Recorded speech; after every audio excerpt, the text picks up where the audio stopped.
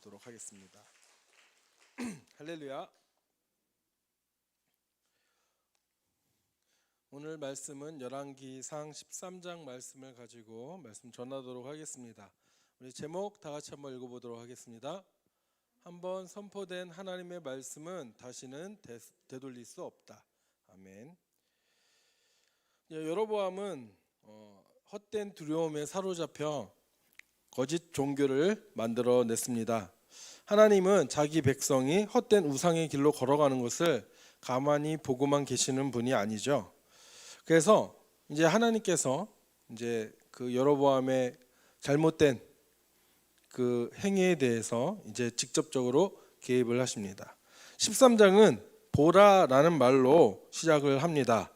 우리가 가진 성경에는 보라라는 말이 1절에서만 등장하지만 히브리어 성경을 보면은 훨씬 자주 등장하는 것을 발견할 수 있습니다. 한번 13장 1절 읽어보겠습니다. 보라, 그때 하나님의 사람이 여호와의 말씀으로 말미암아 유다에서부터 베델에 이르니 마침 여로보암이 제단 곁에 서서 분향하는지라. 자, 그런데 이 보라라는 말은 먼저 앞선 12장 28절에서 여로보암이 금송아지를 만들고 백성들에게 한 말을 직역하면은 이렇게 됩니다. 우리 성경에는 이제 보라라는 말 빠졌지만 제가 그 히브리어 성경을 직역을 했을 때 이렇게 됩니다. 한번 읽어보겠습니다. 왕이 두 황금 송아지를 만들고 그들에게 말했다. 보라, 이스라엘아, 너를 애굽 땅에서 올라오게 한 너의 신들이라. 자, 보라라는 말은 보통 우리 그 사람들의 이렇게 그 이목을 집중시킬 때 쓰는 말 있죠. 주목. 네, 그런 의미입니다. 그러니까 뭔가 분위기를 환기시키면서 나에게 집중해라 해서 이제 그 말을 이제 강조할 때 사람들한테, 이스라엘 백성들한테 지금 왕이 나를 주목해라, 여길 봐라, 너를 애굽 땅에서 올라오게 한 너의 신들이다, 금송아지를 하면서 이제 그쪽에 이제 집중을 하라고 집중시키는 말이었습니다. 자, 이 여로보암은 이스라엘 백성들에게 보라 하면서 잘못된 거짓된 신들을 만들어내고 그것에 이제 예배케 했습니다. 이거에 대한 반응으로 이제 하나님께서 이제 그 하나님의 사람이 선지자를 보내서 선지자를 통해서 이제 하나님께서 여로보암에게 역으로 보라라는 말을 계속해서 사용하시면서 말씀을 하고 계십니다. 여로보암은 금송아지 둘을 보라고 했는데 하나님은 여로보암에게 장차 태어날 한 아들과 지금 갈라질 그 제단을 보라고 합니다. 계속해서 13장 2절 말씀 이제 한번 보도록 하겠습니다. 읽지는 않고요. 한번 보시면 좀 나중에 또 읽을 거라서 2절 보시면 이제 제단아 여호와께서 이렇게 돼 있지만은 직역이 뭐라고 돼 있습니까? 보라, 한 아들이 다윗의 집에 태어나니니 요시아가 그의 이름이다. 그리고 다음 거 넘겨주세요. 3절 말씀에 보면은 여기서도 이것이 여호와께서 말씀하신 이적이니라. 보라, 그 제단이 갈라져 그 위에 있는 재가 쏟아지리라. 그러니까 여로보암은 두 황금 송아지를 만들고 이스라엘 백성들에게 보라 이렇게 했지만은 하나님은 여로보암에게 한 아들을 보라. 그가 요시아라는 이름으로 올 것이다. 그리고 제단을 보라. 이 제단이 갈라질 것이다 라고 말씀을 하고 있습니다.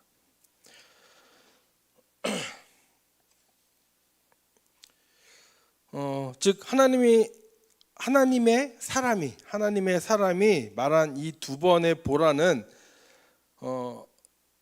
여로보암에게 하나님의 내릴 심판을 알리는 말들을 강조하는 것이죠.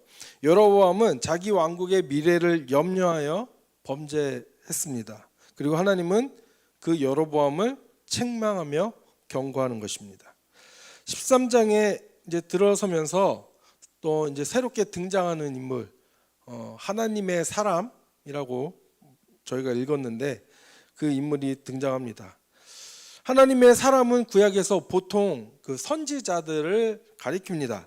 그런데 13장에서 나오는 이 하나님의 사람, 선지자는 이 이름이 누구인지 언급이 되어 있지 않습니다. 출신 지파도 족보도 그리고 외모에 대해서 어떤 정보도 우리에게 알려주지 않고 단지 하나님의 사람이라고만 나와 있습니다. 단지 그는 여호와의 말씀으로 인해서 유다에서부터 베델에 이른 사람입니다. 하나님의 사람이 여호와의 말씀에 따라 베델에 도착하였을 때 마침 여로보암은 자신이 만든 제단 곁에 서서 분향을 하고 있었습니다. 다시 한번 13장 1절 말씀 한번 읽어보겠습니다. 보라, 그때 하나님의 사람이 여호와의 말씀으로 말미암아 유다에서부터 베델에 이르니 마침 여로보암이 제단 곁에 서서 분향하는지라. 오늘 제가 그 여호와의 말씀에 저렇게 녹색으로 계속 표시를 해둘 겁니다. 그만큼 얼마나 많이 나왔는지 여러분들이 이렇게 한번 찾아보시면 될 것 같습니다. 오늘 13장에서 가장 중요한 키포인트는 바로 여호와의 말씀이거든요. 자, 하나님의 사람은 근데 여로보암에게 말하지 않았습니다. 여로보암에게 말하지 않고 그는 여로보암을 무시하고 거짓 종교의 상징인 여로보암의 제단을 향해 외쳤습니다. 13장 2절 말씀입니다. 하나님의 사람이 제단을 향하여 여호와의 말씀으로 외쳐 이르되 제단아 제단아 여호와께서 이와 같이 말씀하시기를 다윗의 집에 요시아라 이름하는 아들을 낳으리니 그가 내 위에 분향하는 산당 제사장을 내 위에서 제물로 바칠 것이요 또 사람의 뼈를 내 위에서 사르리라 하셨느니라 하고 3절 읽겠습니다. 그날에 그가 징조를 들어 이르되 이는 여호와께서 말씀하신 징조라 제단이 갈라지며 그 위에 있는 재가 쏟아지라 하며 하나님의 사람은 300년 이로부터 300년 후에 태어날 요시야 왕이 그 거짓 제단 위에서 거짓 제사장의 뼈를 불태움으로 거짓 제단을 속되게 할 것이라는 아주 놀라운 예언을 합니다. 이름까지도 정확하게 요시야라고 했습니다. 예, 아직 태어나기도 300년 전이죠. 엄청난 예언이 아닐 수가 없습니다. 이 예언의 말씀은 열왕기하 23장 15절 16절에서 성취됩니다. 우리 한번 읽어보겠습니다. 범죄하게 한 느밧의 아들 여로보암이 베델에 세운 제단과 산당을 왕이 헐고 또 그 산당을 불사르고 빻아서 가루로 만들며 또 아세라 목상을 불살랐더라. 요시야가 몸을 돌이켜 산에 있는 무덤들을 보고 보내어 그 무덤에서 해골을 가져다가 제단 위에서 불살라 그 제단을 더럽게 하니라. 이 일을 하나님의 사람이 전하였더니 그 전한 여호와의 말씀대로 되었더라. 아멘. 자, 바로 하나님의 사람이 전한 그 여호와의 말씀대로 300년 뒤에 정확하게 요시야 왕이 그 일을 성취한 요시야 왕을 통하여서 그 말씀이 성취됨을 우리는 오늘날 이 말씀을 통해서 알 수가 있었죠. 하지만 그 여로보암과 그 요시야 여로보암과 그 하나님의 사람은 그 당시에 그걸 보지는 못하고 아마 죽음을 맞이했겠죠. 이 예언은 여로보암에게 두 가지 사실을 말씀해 주는 말씀입니다. 그의 종교 제도는 하나님의 저주 아래 놓여 있다는 사실과 다윗의 집은 계속될 것이라는 사실입니다. 300년 뒤에도 다윗의 아들이 후손이 왕이 된다는 것은 다윗의 집이 망하지 않고 계속해서 300년 이상 이어질 것이라는 바로 그 말씀이죠. 여로보암은 자신의 정권을 위협하는 이 경고의 메시지에 맞서서 자신이 만든 거짓 종교를 변화하기 위한 행동을 취합니다. 화가 났겠죠. 네. 감히 하면서. 그러나 그에게는 하나님의 말씀에 저항할 아무런 힘도 없었습니다. 우리 4절 5절 말씀 읽어보겠습니다. 왕이 하나님의 사람이 베델에 있는 제단을 향하여 외쳐 말함을 들을 때에 제단에서 손을 펴며 그를 잡으라 하더라. 그를 향하여 편 손이 말라 다시 거두지 못하며 하나님의 사람이 여호와의 말씀으로 보인 징조대로 제단이 갈라지며 재가 제단에서 쏟아진지라. 그 자리에서 그의 손이 말라 마비되었을 뿐 아니라 하나님의 사람이 여호와의 말씀으로 보인 그 징조대로 제단이 그 앞에서 힘없이 무너지는 것을 바라볼 수밖에 없었습니다. 여로보암은 하나님의 사람의 권위를 인정하지 않을 수 없었고 자신의 손이 다시 성하게 되도록 기도할 것을 이제 간청을 합니다. 태도가 확 변했습니다. 6절 말씀입니다. 왕이 하나님의 사람에게 말하여 이르되 청하건대 너는 나를 위하여 내 하나님 여호와께 은혜를 구하여 내 손이 다시 성하게 기도하라. 하나님의 사람이 여호와께 은혜를 구하니 왕의 손이 다시 성하도록 전과 같이 되더라. 자, 여로보암이 아니라 하나님이 모든 것을 주관하는 분이십니다. 믿으시기 바랍니다. 하지만 여로보암은 자신의 패배를 결코 인정하려 하지 않았습니다. 그는 하나님의 사람을 왕의 식사 자리에 초대했습니다. 7절 말씀입니다. 왕이 하나님의 사람에게 이르되 나와 함께 집에 가서 쉬라. 내가 내게 예물을 주리라. 왕이 하나님의 사람을 초대한 이유는 무엇일까요?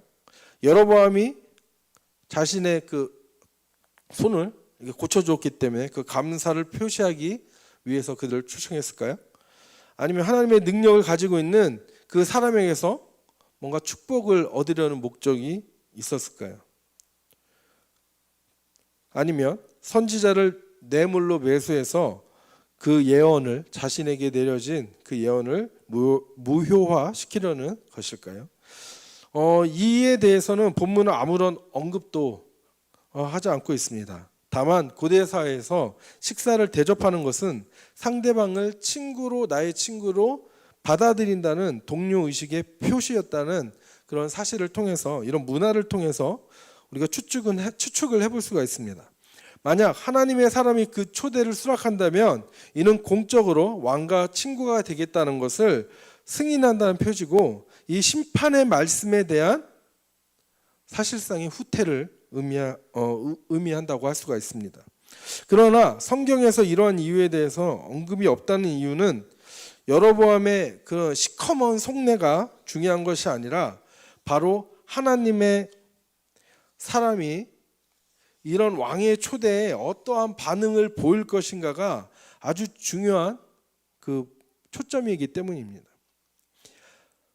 8절 9절 한번 읽어보겠습니다.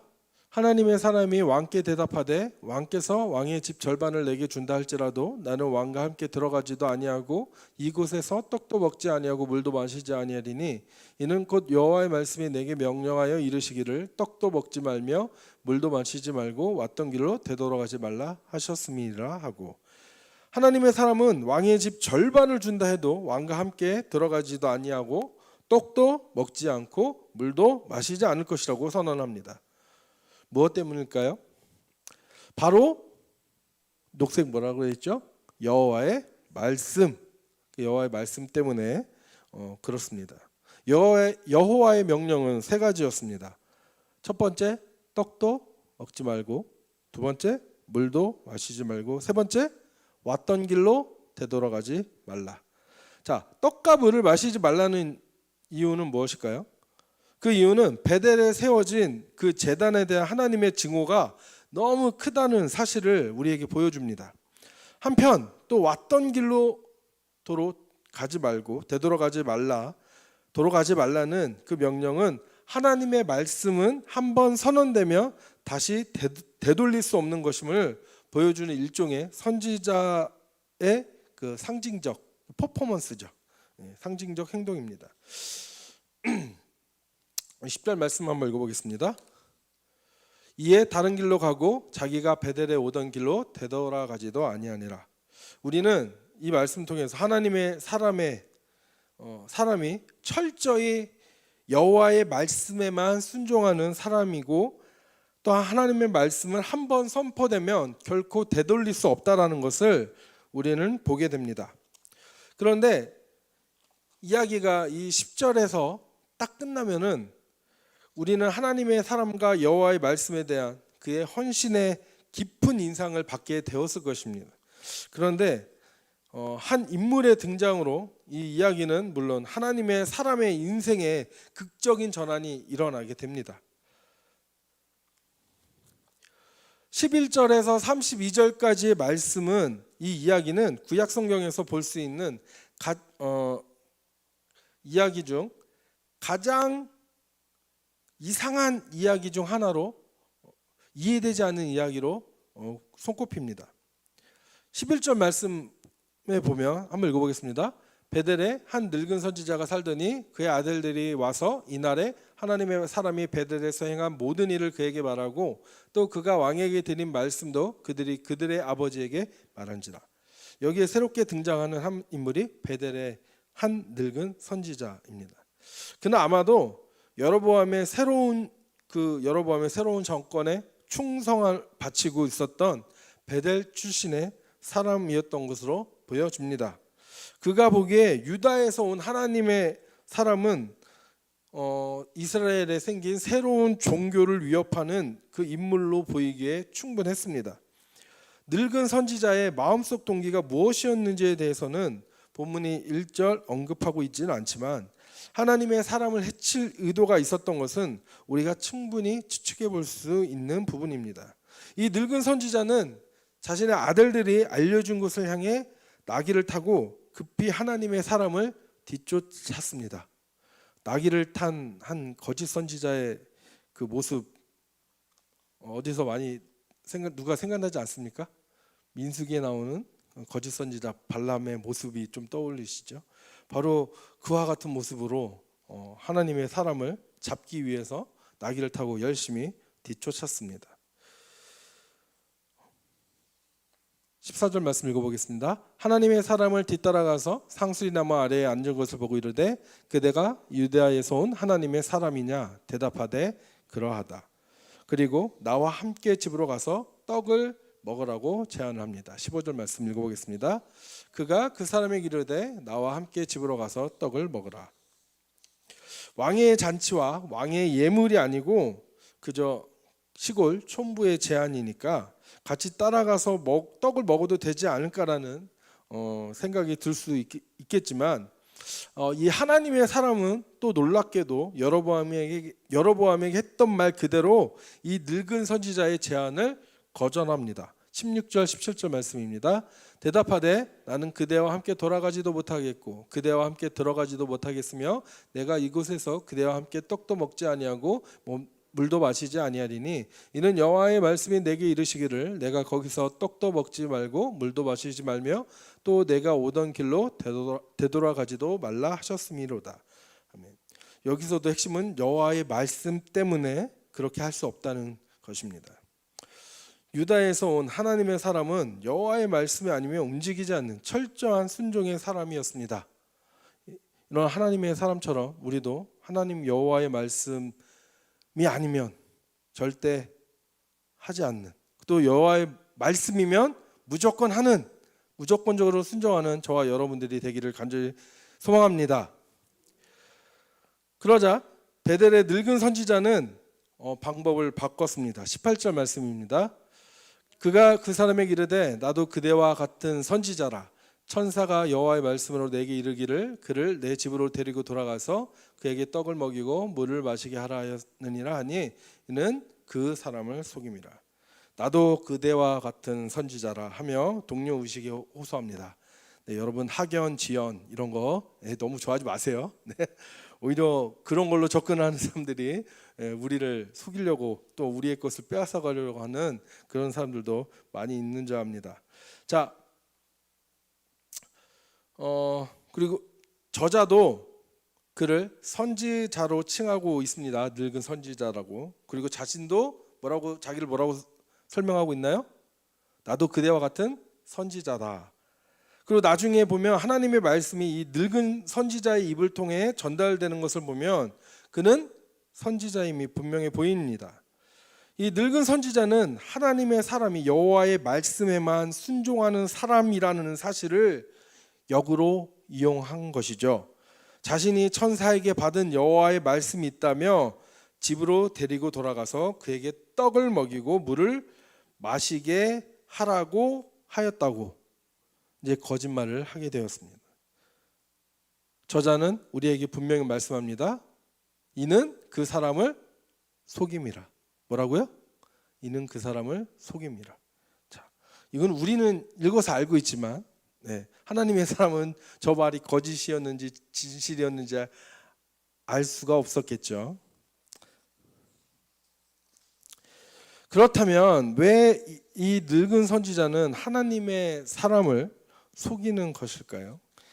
베델에서 오랫동안 선지자 노릇을 하였기에 자신의 지역에 들어와서 그 심판의 메시지를 전한 그 사람이 마음에 들지 않아서 텃세를 부리는 것일까요? 따라서 그 메시지를 무효화하기 위해 하나님의 사람으로 일부러 무조건적으로 불순종하게 만들려는 것일까요? 성경은 이에 대해서 아무런 말도 해주지 않습니다. 어찌되었든 하나님의 사람은 늙은 선지자가 자신을 속이는 것을 알 리 없었고, 놀랍게도 하나님의 사람은 늙은 선지자의 이 말에 그 속임수에 넘어갔습니다. 19절 말씀입니다. 이에 그 사람이 그와 함께 돌아가서 그의 집에서 떡을 먹으며 물을 마시니라. 하나님의 사람은 여호와의 말씀이라는 말을 믿고 속임을 당해서 여호와의 말씀에 불순종하게 되었습니다.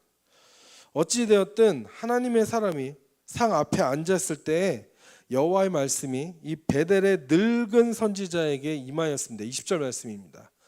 그들이 상 앞에 앉아 있을 때 여호와의 말씀이 그 사람을 데려온 선지자에게 임하니. 왜 하필 유다에서 온 하나님의 사람이 아니라 그 사람을 속인 늙은 선지자에게 여호와의 말씀이 임하였을까요? 저는 이 장면이 참 슬프고 서럽기까지 합니다. 그러나 하나님의 사람의 의도가 선하든 아니든 간에 여호와의 말씀을 어겼기에 여호와의 말씀이 더 이상 하나님의 사람에게 임하지 않았다는 사실 앞에서 우리는 긴장을 늦춰서는 안 된다는 그 사실을 깨달아야 합니다. 우리가 하나님의 말씀에 순종할 때 하나님이 언제나 우리에게 하나님의 말씀으로 그 뜻을 알려주시고 우리가 나아갈 길을 예비하시고 열어주시고 보여주실 것입니다.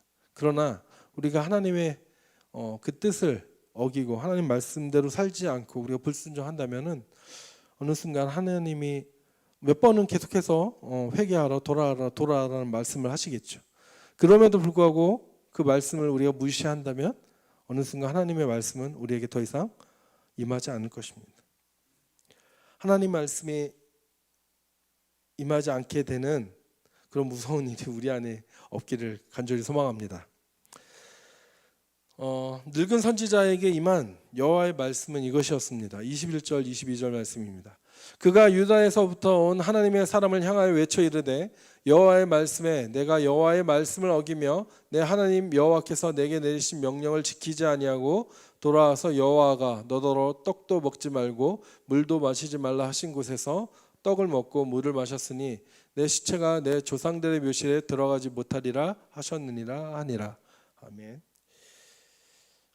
하나님의 사람은 이제 죽임을 당할 것이며 그 시체가 조상들의 묘실에 들어가지 못할 것입니다. 왜 하나님의 사람은 죽임을 당할 수밖에 없는 것일까요? 바로 여기선 여호와의 말씀 두 번 되어 있는데요. 앞에 이제 히브리 원문을 보면은 앞에 말씀은 여호와의 입이라고 되어 있고 두 번째 뒤에 말씀은 여호와의 명령이라고 되어 있습니다. 바로 여호와의 입에서 나온 여호와의 명령을 어겼기 때문입니다. 하나님의 사람이 여호와의 명령을 어기면 하나님의 사람이 전한 그 예언의 신빙성이 무너지기 마련입니다. 그렇겠죠? 즉 우리가 하나님 세상 사람들한테 하나님의 말씀을 예수님의 복음을 전하면서 우리는 그 복음과는 전혀 상관없는 삶을 살아간다면 세상 사람들한테 가서 서로 사랑해야 됩니다. 원수를 사랑해야 됩니다 하면서 우리는 원수를 엄청 미워한다면은 그 믿지 않는 사람들이 우리의 말을 들어줄까요? 그러지 않겠죠. 우리가 전한 복음의 그 메시지의 능력이 그 신빙성이 떨어질 것입니다. 마찬가지로 바로 하나님의 사람이 여호와의 말씀을 어기게 되면 그 하나님의 사람이 예언한 선포한 하나님의 말씀의 그 신빙성 믿는 그 믿음의 그 능력이 사라지기 때문에 무너지기 때문에 따라서 하나님의 사람이 여호와의 명령을 어길 때 바로 죽는 모습을 사람들이 보아야지만 하나님의 사람이 그 전한 예언을 어기는 자 역시 반드시 죽임을 당할 것이라는 그 무서운 강력한 메시지가 바로 사람들에게 전달되는 것입니다. 심판의 메시지를 들은 하나님의 사람은 떡을 먹고 물을 마신 후에 나귀를 타고 길을 떠났습니다. 하나님의 사람에게 어떤 일이 일어났을까요? 23절 4절 말씀입니다. 그리고 자기가 데려온 선지자가 떡을 먹고 물을 마신 후에 그를 위하여 나귀의 안장을 지우니라. 이에 그 사람이 가더니 사자가 길에서 그를 만나 물어 죽임에 그의 시체가 길에 버린 바 되니 나귀는 그 곁에 서 있고 사자도 그 시체 곁에 서 있더라. 그림 보이시죠? 사자 이렇게 딱 서 있습니다. 하나님의 사람의 죽음은 여로보암에게 아주 강력한 경고의 메시지였습니다. 사자가 사람을 물어 죽였는데도 나귀가 놀라 도망가지도 않았고요. 사자 역시 잡아먹지도 않고 시체 옆에 서 있는 모습은 그 누가 봐도 아주 신기한 광경 아니겠습니까? 하나님의 초자연적인 개입이 없으면은 이런 거는 자연에선 절대 볼 수 없는 일이겠죠. 마치 사자와 나귀가 보초를 서는 것처럼 시체를 지키고 서 있는 광경이었습니다. 이런 신기한 광경은 당연히 빠르게 사람들의 입을 통해서 소문이 퍼져나갔을 것이고 역시 베델에 사는 그 늙은 선지자에게도 그 소문이 귀에 들어갔습니다. 25절 말씀입니다. 25절 말씀이 없나요? 네. 제가 빼먹었나 보네요. 네. 그 말을 이제 선지자에게 사람들이 와서 이런 일이 있었다라고 알려주게 됩니다. 그 말을 듣자마자 선지자는 누구의 시체인지를 정확하게 알 수 있었습니다. 26절 말씀에 보면은 내 시체가 내 조상들의 묘실에 들어가지 못하리라고 하신 여호와의 말씀이 이제 사자를 통해 성취되고 있는 것을 확인한 그 늙은 선지자는 여호와의 말씀은 한번 선포되면 되돌릴 수 없으며 반드시 끝끝내 성취된다는 그 사실을 깨닫게 됩니다. 그리고 그는 사자에게 물려 죽은 하나님의 사람의 시신을 수습한 후 베델로 가지고 와서 자기의 묘실에 장사 지내며 슬피 울었습니다. 늙은 선지자는 자신이 이 사람을 속인 결과가 죽음에 이르게 하였음을 슬퍼한 것이죠. 그리고 이 하나님의 사람이야말로 진정한 선지자였음을 받아들이게 된 것입니다. 그뿐 아니라 자기의 자식들에게도 유언을 했습니다. 31절, 32절 말씀 읽어보겠습니다. 그 사람을 장사한 후에 그가 그 아들들에게 말하여 이르되 내가 죽거든 하나님의 사람을 장사한 묘실에 나를 장사하되 내 뼈를 그의 뼈 곁에 두라. 그가 여호와의 말씀으로 베델에 있는 제단을 향하고 또 사마리아 성읍들에 있는 모든 산당을 향하여 외쳐 말한 것이 반드시 이룰 것임이니라. 아멘. 자신을 하나님의 사람을 장사 지낸 그 묘실에 함께 매장하라는 그것은 하나님의 사람과 자신을 동일시하려는 행위였습니다. 이것은 늙은 선지자가 하나님의 사람이 전한 여호와의 말씀이 반드시 이루어질 것임을 확신하였기 때문입니다. 열왕기하 23장에서 유다에서 온 하나님의 사람은 물론 늙은 선지자 역시 진정한 하나님의 사람으로 인정받게 됩니다. 16절 18절 말씀 읽어보겠습니다. 17절 18절 요시야가 이르되 내게 보이는 저것은 무슨 비석이냐 하니 성읍 사람들이 그에게 말하되 왕께서 베델의 제단에 대하여 행하신 이 일을 전하러 유다에서 왔던 하나님의 사람의 묘실이니이다 하니라. 이르되 그대로 두고 그의 뼈를 옮기지 말라 하매 무리가 그의 뼈와 사마리아에서 온 선지자의 뼈는 그대로 두었더라. 하나님의 사람은 실패했습니다. 하지만 하나님의 말씀은 반드시 이루어질 것입니다. 선지자가 그 말씀에 대해서, 말씀 순종에 대해서 실패를 피할 수 없었다면 왕이나 평범한 사람들은, 또 우리들은 말할 것도 없겠죠. 늙은 선지자는 베델에 있는 제단에 대한 하나님의 말씀을 무효로 만들어 보려고 했습니다. 그러나 결국 그는 하나님의 말씀의 영원한 능력을 증거하지 않을 수 없게 된 것입니다. 하나님의 사람을 속인 늙은 선지자는 금송아지를 만들고 이스라엘 백성에게 이것이 여호와라고 속인 여로보암의 모습을 보여줍니다. 더 나아가서 에덴 동산에서 아담을 속인 사탄의 모습을 생각나게 합니다. 그리고 신약 시대의 적그리스도의 모습입니다. 사탄은 처음부터 속이는 자였습니다. 속이는 말을 처음으로 만들어낸, 거짓말을 만들어낸 존재입니다. 그래서 우리는 사탄을 거짓의 아비라고 부르는 것이죠. 그런데 이 속임의 말은 그럴싸하다는 것이 가장 큰 문제인 것 같습니다. 아니, 오히려 여호와의 말씀보다 더 좋아 보일 때가 있습니다. 왜냐하면 죄인의 마음 속에 있는 그 욕심의 필요를 채워주기 때문이겠죠. 하나님의 사람은 속임을 당해 여호와의 말씀에 불순종한 북이스라엘 백성의 모습을 보여줍니다. 마찬가지로 더 나아가서 사탄에게 속아 불순종한 동산에서의 아담의 모습이며 신약 시대의 적그리스도들에게 속아 배도하는 이들의 모습이 바로 이 하나님의 사람의 비참한 모습입니다. 우리는 신천지나 하나님의 교회와 같은 이단 사이비 종교에 빠진 사람들을 보며 안타까움을 느끼죠. 그리고 그렇게 속아 나중에 심판받을 때가 되면 그냥 단순히 저 사람들은 몰라서 속아서 저렇게 된 건데 많이 억울할 것 같다는 그런 생각도 듭니다. 하지만 이런 생각은 그들이 속임수에 어리석게 빠진 피해자가 아닌가라는 생각에서 나온 일종의 착각입니다. 오늘 본문을 통해 알 수 있듯이 북이스라엘 백성들은 여로보암의 거짓 종교를 환영하였습니다. 예루살렘에 지은 성전은 어찌 보면 북이스라엘의 백성들에겐 고통을 안겨다 준 건물일지도 모르겠습니다. 그렇게 그들은 그것을 멍해라고 표현하지 않았을까요? 그리고 먼 길을 걸어 예루살렘까지, 또 예루살렘은 또 이렇게 높은 산에 있거든요. 위에 이렇게 산지에 있는데 예루살렘까지 힘들게 가서 제사를 드리는 것보다는 비교적 가까운 곳에서 제사를 지내는 그 편도 훨씬 좋아 보였을 것입니다.